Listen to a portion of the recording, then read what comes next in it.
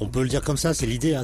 Peut-être que ça renvoie à l'idée platonicienne qu'il y a deux mondes, si vous voulez. Il y a un monde empirique, c'est celui dans lequel on est, on vit, on observe, etc., on expérimente.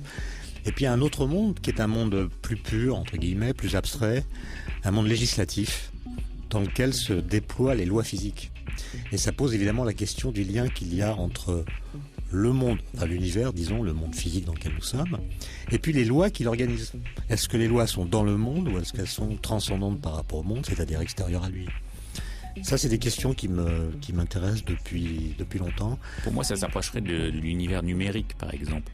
C'est-à-dire quand on numérise des choses, ça ressemble à du réel, et pourtant, il faut passer par d'autres calculs pour arriver à... Vous voyez ce que je veux dire Si vous me permettez, moi je dirais plutôt mathématiques plutôt que numérique. Parce que justement, les mathématiques ne se réduisent pas à des nombres. Il y a aussi des fonctions, il y a aussi des entités mathématiques un peu plus sophistiquées. Donc réduire ça à des nombres, c'est peut-être trop. Mais en gros, oui, il y a la question générale qui consiste à se demander comment il se fait que lorsqu'on écrit des équations, et finalement c'est ce que font les physiciens, ils écrivent des équations qui sont censées traduire les lois physiques, comment il se fait qu'en écrivant des équations mathématiques, on arrive à rencontrer le réel ? Parce que quand vous regardez le réel autour de vous, où que vous soyez dans une ville ou à la campagne, vous n'avez pas l'impression de voir des formes mathématiques s'exprimer. Donc ça, c'est l'idée galiléenne. Hein. Galilée dit, voilà, les lois de la nature s'expriment en langage mathématique, une sorte de pari métaphysique, et il se trouve qu'il fonctionne. Toute la physique moderne s'est construite dans cette filiation.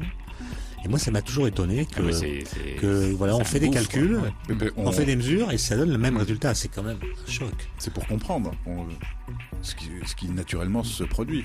C'est pour comprendre, mais comment se fait-il que cette démarche de connaissance soit efficace ? C'est un peu comme... On pourrait se planter, et ça marche. Par exemple, la poésie pourrait être plus efficace pour dire le réel. Elle le dit d'une certaine façon. Elle n'est pas comprise par... Mais quand il s'agit de faire des mesures précises, c'est le langage mathématique qui permet de faire les bonnes prédictions. Et ça, c'est quand même un... Il y en a qui parlent de miracle. Hein. Le miracle de l'efficacité des mathématiques en physique, c'est...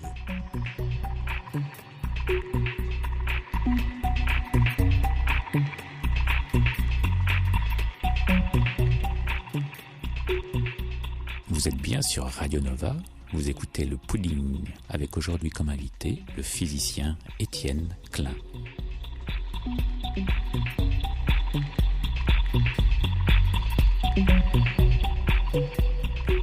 On peut se rapprocher aussi de la musique, par exemple des formes d'ondes qui peuvent être simples à écouter, et en fait on peut les traduire mathématiquement, elles sont complexes à traduire en mathématiques, mais elles se rejoignent. Oui, il y a le plaisir auditif, et quand on voit comment la source de ce plaisir, c'est-à-dire la musique elle-même, peut se traduire en fréquence, par exemple. Oui, et puis en harmonique, etc. C'est une complexité quand même assez importante. C'est pour ça, la perception des choses, la perception directe des choses, ne dit pas forcément la réalité des choses. Alors ça voudrait dire aussi, ça pose une question intéressante, ça voudrait dire que l'humain est très limité, parce que, imaginons un humain ou un autre genre d'entité qui puisse percevoir à la fois les mathématiques et le réel comme nous le conçoit. C'est peut-être nous qui avons une façon de percevoir le réel qui est à notre mesure, je ne sais pas. Comme disait l'autre, nous sommes des roseaux, mais des roseaux pensants.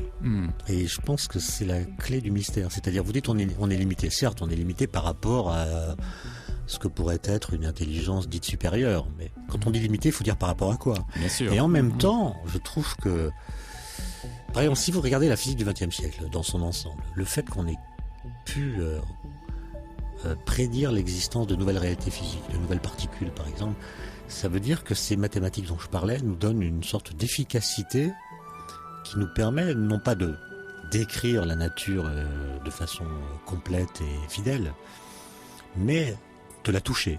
On entre en contact avec ce réel dont je parlais tout à l'heure. Alors, est-ce que c'est la preuve de notre limitation ? Ou est-ce que c'est la preuve qu'on est capable d'excéder les limitations a priori physiques qui sont les nôtres ? Par la pensée, un peu, en quelque sorte, peut-être pas embrasser le monde, mais est-ce qu'on peut le ressentir ? Est-ce qu'on peut ressentir ces équations mathématiques ? Est-ce qu'on peut C'est dans ce sens-là que je disais... moi je pense qu'il reste un parfum d'étrangeté qui nous les rend quand même étrangères. C'est-à-dire, comment dire les choses ? Ma réponse sera ambivalente, comme souvent. C'est-à-dire, ces équations de la physique, elles nous permettent de dévoiler le réel. Donc on s'approche de lui par le fait qu'on le touche. Mais en même temps, elles procèdent d'un éloignement. Parce qu'elles sont tellement compliquées et tellement peu intuitives, justement, que ce dévoilement est aussi un obscurcissement. C'est-à-dire, on a du mal à en parler avec des phrases, parce que le langage qui est vraiment efficace, c'est celui des mathématiques, qui n'est pas traduisible dans le langage naturel, disons. Avec ces cordes là. Einstein était obsédé par cette question parce qu'il y a la vibration, de la d'une théorie unitaire. Ouais. Einstein voulait une théorie unitaire qui permette de décrire toutes les forces en même temps.